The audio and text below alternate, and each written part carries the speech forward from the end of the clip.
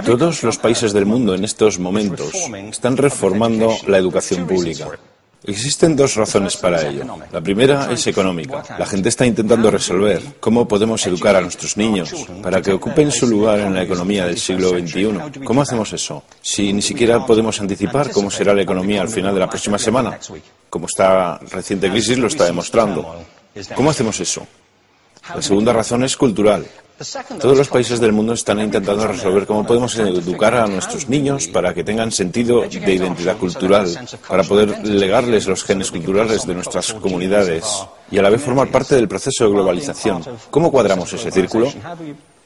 El problema es que están intentando enfrentarse al futuro, a base de hacer lo mismo que en el pasado. Y en el proceso están alineando a millones de niños que no ven ninguna utilidad en asistir a la escuela. Cuando nosotros íbamos al colegio nos retenían allí con la historia de que si trabajábamos mucho y sacábamos buenas notas y luego estudiábamos un título universitario, tendríamos un trabajo. Nuestros hijos no se creen eso. Y hacen bien, por cierto. Es mejor tener una titulación que no tenerla, pero ya no es ninguna garantía. Y especialmente no lo es si el camino hacia ella marginaliza la mayoría de cosas que tú consideras importantes acerca de ti mismo. Hay gente que dice que hay que subir los estándares, que eso sería un avance. Ah, ¿sí? Sí, lo deberíamos hacer. ¿Y por qué ibas a querer rebajarlos? No me he encontrado con ningún argumento que me convenza para bajarlos. Pero subirlos, por supuesto que habría que subirlos. El problema es que el sistema educativo actual fue diseñado, concebido y estructurado para una era diferente. Fue concebido en la cultura intelectual de la Ilustración y en las circunstancias económicas de la Revolución Industrial. Antes de la mitad del siglo XIX no había sistemas educativos públicos. En realidad no. O sea, podrías estudiar con los jesuitas si tenías dinero, pero la educación pública, pagada con los impuestos, obligatoria para todo el mundo, gratuita y a la vuelta de la esquina, era una idea revolucionaria. Y mucha gente se opuso a ello.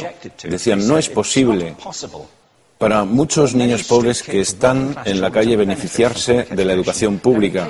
Son incapaces de leer y escribir. ¿Por qué perder tiempo con esto? Y también se asienta sobre una serie de suposiciones sobre la estructura social y la capacidad de las personas. Fue dirigido por el imperativo económico de aquel momento, pero a lo largo de todo ello se infiltró el modelo intelectual de la mente, el cual era esencialmente la idea que la Ilustración tenía sobre la inteligencia. La auténtica inteligencia consistía en cierta capacidad para el razonamiento deductivo y un conocimiento amplio de la cultura clásica. Se podría resumir en capacidad académica. Y esta idea está fuertemente enraizada en la reserva genética de la educación pública. El creer que hay dos tipos de personas, académicas y no académicas, y la consecuencia de eso es que mucha gente brillante se creen que no lo son porque han sido evaluados siguiendo este concepto de mente. Así que tenemos dos pilares gemelos, el económico y el intelectual. Y desde mi punto de vista, este modelo ha causado caos en la vida de mucha gente. Ha habido gente que se ha beneficiado maravillosamente de él,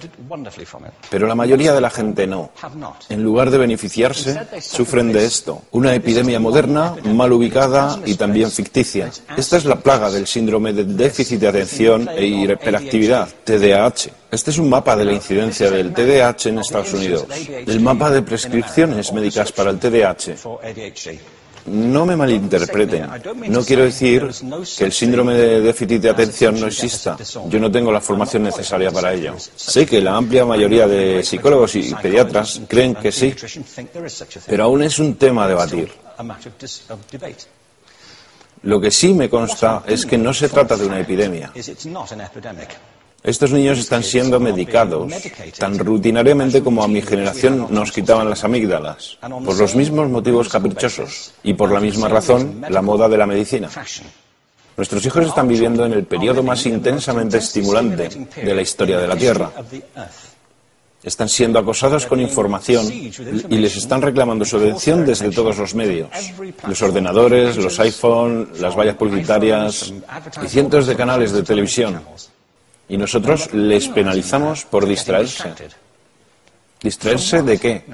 Cosas que son un aburrimiento, en la escuela sobre todo. Me parece a mí que no es totalmente una incidencia el hecho de que la incidencia del TDAH haya crecido paralela al incremento de los test estandarizados. A estos niños se les está dando cosas como Ritalin, Adderall, a menudo medicación bastante peligrosa, solo para hacer que se concentren y se calmen. Pero según esto, el déficit de atención aumenta al ir al este de este país. La gente empieza a perder el interés en Oklahoma.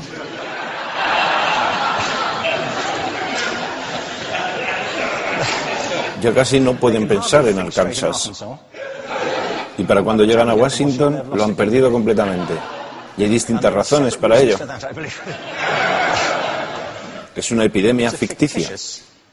Si lo piensas, las artes, y no quiero decir que sea exclusivo de las artes, creo que también es cierto para las ciencias y para las matemáticas, pero permítanme hablar en particular de las artes, porque ellas son las víctimas de esta mentalidad en especial. Las artes tratan especialmente la idea de experiencia estética. Una experiencia estética es una en la que tus sentidos están funcionando a su máxima capacidad. Cuando te hallas presente en el momento actual, cuando vibras con la emoción de lo que estás experimentando, cuando estás plenamente vivo. Y la anestética es cuando cierras tus sentidos y te atontas ante lo que está sucediendo. Y muchos de estos medicamentos hacen eso. Estamos haciendo pasar a nuestros hijos por el sistema educativo a base de anestesiarlos. Y yo creo que deberíamos estar haciendo exactamente lo contrario. No deberíamos adormilarlos, sino despertarlos para que vean lo que sucede en su interior. Pero el modelo que tenemos es este. Yo creo que tenemos un sistema educativo modelado del interés de la industria a su imagen y semejanza. Les daré un par de ejemplos. Las escuelas aún están organizadas como si fueran fábricas. Tienen timbres que suenan, instalaciones separadas, están especializadas por asignaturas. Aún educamos a los niños por lotes. Les hacemos pasar por el sistema según su grupo de edad. ¿Por qué hacemos eso? ¿Por qué suponemos que lo más importante que los niños tienen en común es su edad? Parece como si lo más importante de ellos fuese su fecha de fabricación, ¿no? Bueno, yo conozco niños que son mucho mejores que otros niños de su edad en distintas disciplinas, o en diferentes momentos del día, o que son mejores en grupos pequeños o en grupos grandes, o que simplemente trabajan mejor solos. Si te interesa el modelo de aprendizaje, no puedes empezar con esta mentalidad de cadena de montaje. Se trata esencialmente de una conformidad. Cuando ves el incremento de los exámenes estandarizados y de los currículos estandarizados, todo se basa en la estandarización. Yo creo que tenemos que ir justamente en la dirección opuesta. Esto es lo que quiero decir cuando hablo de cambiar el paradigma. Hay un estudio estupendo que se ha hecho recientemente acerca del pensamiento divergente. El pensamiento divergente no es lo mismo que la creatividad. Yo defino la creatividad como el proceso de tener ideas originales que tengan valor. Pensamiento divergente no es sinónimo de creatividad, pero es un componente esencial de la misma. Es la capacidad de ver montones de respuestas posibles a una cuestión. Montones de maneras diferentes de interpretar una cuestión. Pensar lateralmente, como lo llamó Edward de Bono. No pensar solamente de manera lineal o convergente. Ser capaz de ver múltiples respuestas y no solo una. Así que yo diseñé un test para esto y voy a inventarme un ejemplo. A la gente se le puede preguntar cuántos usos se le ocurren para un clip. A la mayoría se les ocurren unos 10 o 15. A la gente que se le da bien se le pueden ocurrir 200. Y lo hacen porque preguntan, ¿el clip podría estar hecho de goma y medir 60 metros? ¿Tiene que ser un clip tal como lo conocemos? Bueno, pues diseñé el test y lo probé con 1.500 personas. En un libro titulado Más allá del punto de ruptura, y en el protocolo del test, si superabas una puntuación determinada, se te consideraba un genio del pensamiento divergente. Así que quiero preguntarles, ¿qué porcentaje de la gente que hizo el test puntuó como genio en pensamiento divergente? Y debo decir una cosa más acerca de ellos. Eran niños de jardín de infancia. Así que, ¿qué opináis? ¿Qué porcentaje de genios?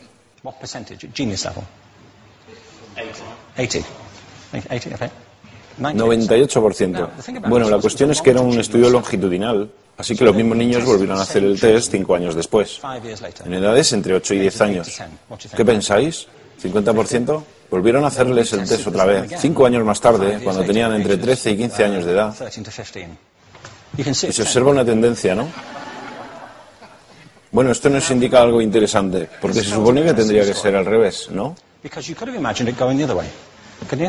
Empiezas no siendo muy bueno, pero mejoras a medida que te haces mayor. Pero esto demuestra dos cosas. Una es que todos nosotros tenemos esta capacidad. Y la otra es que esta capacidad se deteriora en general. Muchas cosas les han pasado a estos niños durante su crecimiento, pero yo estoy convencido que lo que más les ha influenciado es que a estas alturas ya han obtenido una educación académica. Se han pasado 10 años en la escuela, oyendo que solo hay una respuesta correcta. Esta es la parte de atrás del libro, pero no la mires. Y no copies, porque eso es engañar.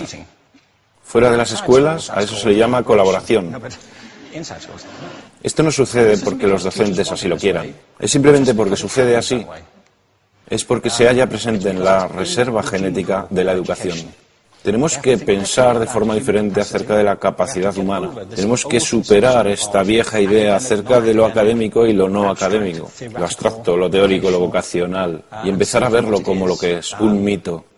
En segundo lugar, tengo que reconocer que la mayor parte de las veces el buen aprendizaje se da en grupos y que la colaboración es lo que alimenta el crecimiento. Si atomizamos a las personas, las separamos y los juzgamos por separado, formamos una especie de desconexión entre ellos y su ambiente de aprendizaje natural. Y en tercer lugar, un asunto importante es la cultura de nuestras instituciones, los hábitos de estas instituciones y los hábitats que ocupan.